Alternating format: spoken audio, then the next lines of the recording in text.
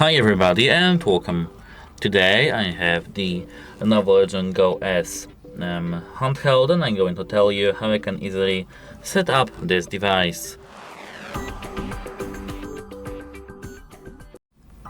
So here we have our device itself, and this is the setup menu of this.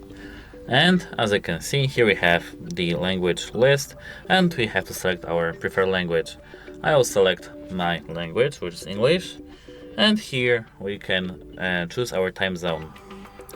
My time zone is, for example, this one.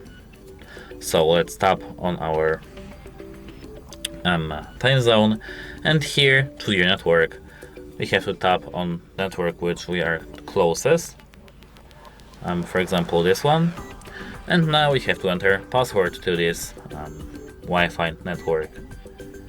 Mine is easy, so let me just insert this in, and here connect. Now we are connected to our Wi-Fi.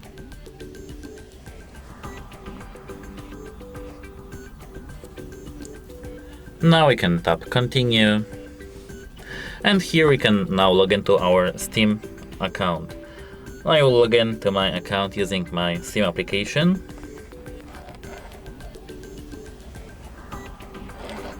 And here now I will tap login, and as you can see,